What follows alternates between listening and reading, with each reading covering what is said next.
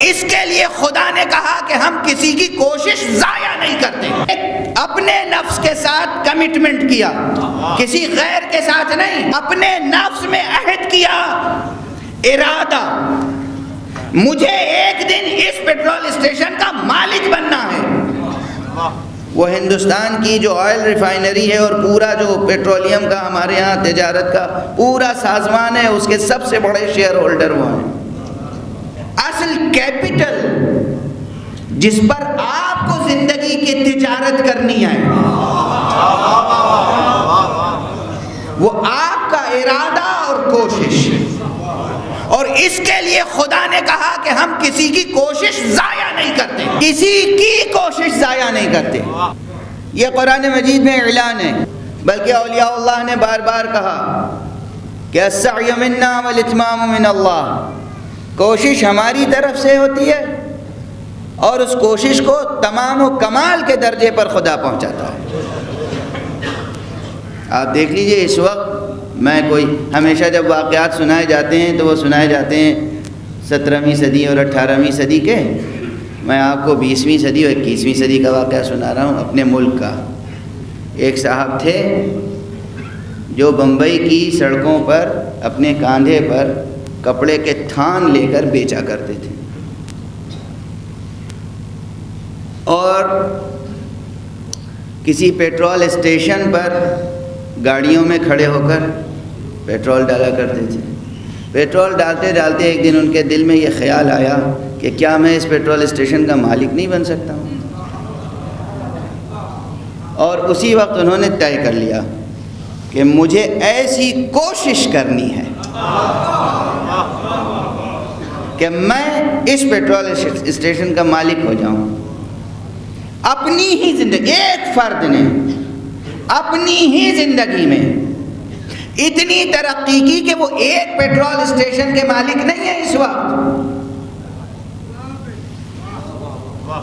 اس وقت وہ دنیا کے سب سے بڑے سرمایہ دار ہیں. بل گیٹس سے بھی زیادہ دولت ان کے پاس ہے، اور انہوں نے اپنی شریک حیات کو ابھی ایک ہوائی جہاز ہدیۃً پیش کیا ہے. آپ حضرات کے علم میں ایسی خبریں مجھ سے زیادہ ہوں گی. میں تو بڑی احتیاط سے وہ خبر کو نچوڑ کے اپنے الفاظ میں پیش کر رہا ہوں، چونکہ بہت سے نام میں ممبر پہ لینا نہیں چاہتا ہوں تو ان کا کیا نام لوں گا.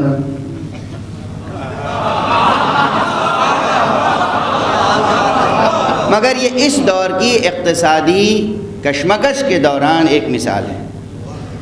ایک شخص نادار، ایک نادار انسان، ایک نادار، یہ سب جوانوں، بچوں، عورتوں، مردوں، سب کے لیے پیغام ہے. ایک نادار انسان جو مسلمان بھی نہیں ہے،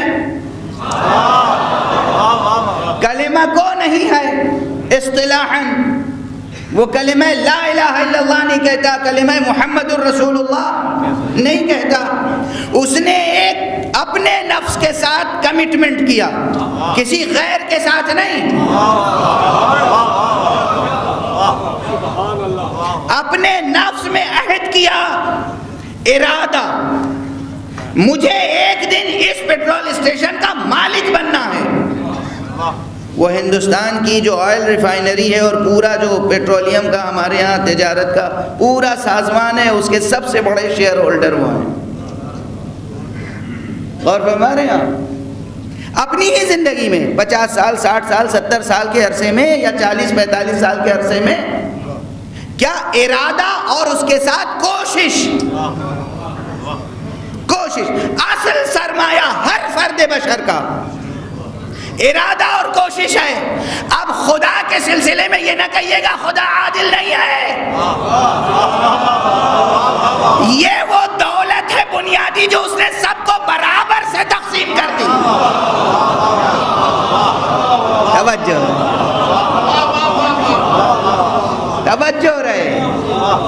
توجہ رہے.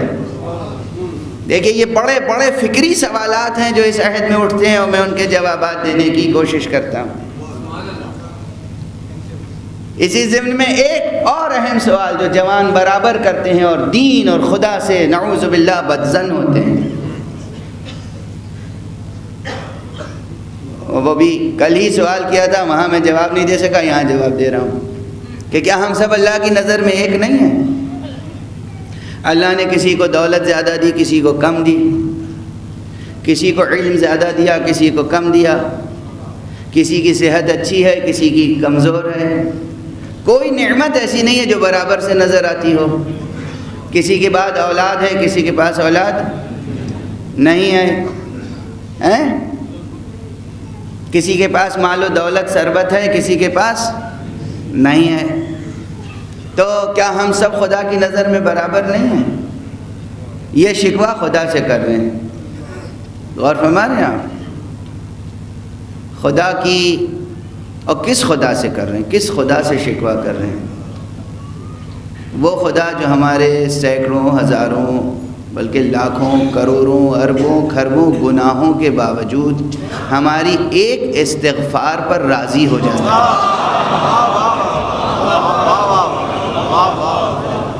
اور ہم اس کی لا تعداد نعمتوں کے باوجود ایک دعا قبول نہ ہونے پر گلہ کرتے ہیں، اس کا شکوہ کرتے ہیں۔ اللہ اکبر! ایک دعا قبول نہ ہونے پر شکوہ کرتے ہیں اس خدا کا۔ یہ شکوہ وہ ہماری، ہم سب اس کی نظر میں برابر نہیں۔ اب میں دو باتیں عرض کر رہا ہوں، بلکہ تین۔ اگر یہ دیکھیں کہ اللہ نے کی نظر میں ہم برابر ہیں یا نہیں، تو پہلے یہ دیکھیے مال و دولت پہ نہ دیکھیے۔ میرے اس سوال پہ غور کیجئے کہ وہ کوئی نعمت بھی ہے یا نہیں کہ جو اللہ نے سب کو برابر سے تقسیم کی ہے؟ کوئی تو ہے۔ ایک دولت تو میں بتا دیتا ہوں، وقت، جس کی ہم کوئی قدر و قیمت نہیں سمجھتے۔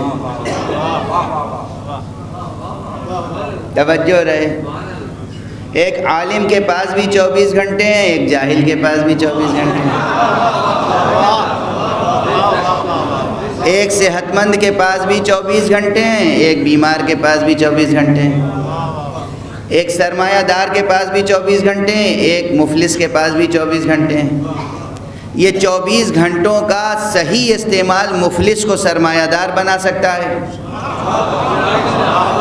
اسی 24 گھنٹے کا غلط استعمال سرمایہ دار کو مفلس بنا سکتا ہے۔ 24 گھنٹے کا صحیح استعمال جاہل کو عالم بنا سکتا ہے، اسی 24 گھنٹے کا غلط استعمال عالم کو جاہل بنا سکتا ہے۔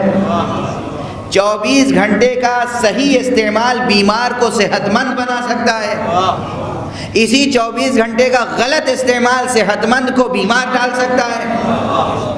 یہ 24 گھنٹے پروردگار عالم نے، وقت وہ نعمت ہے، وہ دولت ہے، وہ ثروت ہے کہ جو اس نے سب کو برابر سے تقسیم کی۔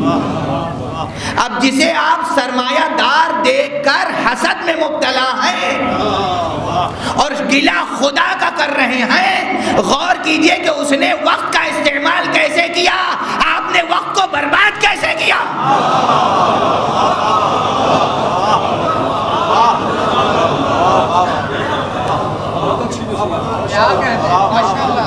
یوں ہی خدا نے اس کی چھت پہ برسا دیے پیسے، یا اس نے جد و جہد کی، کوشش کی، وقت کا استعمال کیا، ارادہ، کوشش، پلاننگ، منصوبہ بندی، پروگرامنگ، پلاننگ، یہ اس نے کیا، کچھ کوشش کی، تب پیسہ اس کے گھر آیا۔ آپ شکوہ خدا کا کر رہے ہیں، آپ کو اس کی کوششوں کی داد دینی چاہیے اور اس سے کچھ سلیقہ خود سیکھنا چاہیے۔ اور ہمارے جس نے علم حاصل کیا، اس نے یوں ہی تو نہیں علم حاصل کیا کہ اللہ نے جبرائیل کو بھیج دیا کہ جا کے فلاں فلاں کو علم دے دینا اور باقیوں کو۔ تو یہ شکوہ کہ اللہ کی نظر میں کیا ہم برابر نہیں ہیں؟ ہر چیز آپ دیکھیں کہ اللہ کی نظر میں ہم سب برابر ہیں۔ اس نے ارادہ کرنے اور آرزو کرنے کا حق سب کو دیا، کوشش کرنے کی صلاحیت سب کو دی، کوشش کے لیے ظرف وقت سب کو تقسیم کیا۔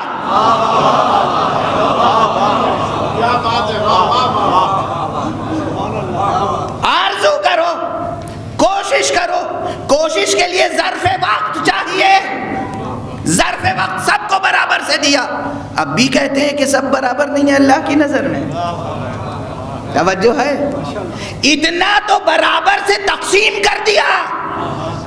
اس کے بعد اعلان کیا، سمجھایا، اچھی راہوں کی نشاندہی کی، برے راستوں کی نشاندہی کی، اور کہا تم کوشش کرو، تم آگے بڑھنے کی کوشش کرو گے تو ہم دستگیری کے لیے ہر جگہ موجود ہیں، ہر قدم پر موجود ہیں، قدم بہ قدم موجود ہیں. اور اتنی آزادی بھی دی.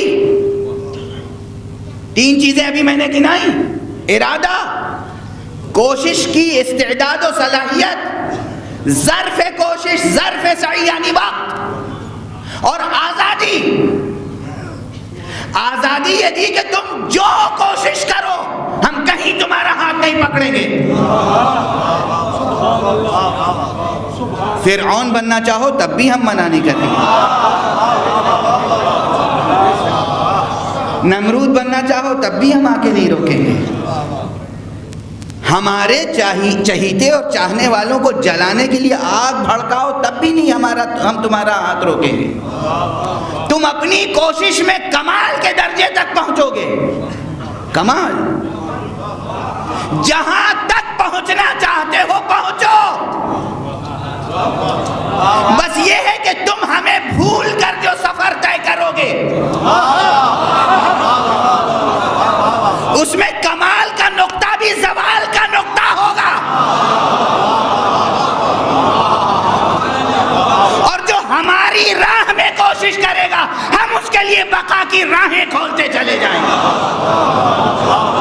کہ تم جو آگ بھڑکاؤ گے ہم اس کے لیے گلزار بنا دیں گے. صلوات پڑھتے محمد.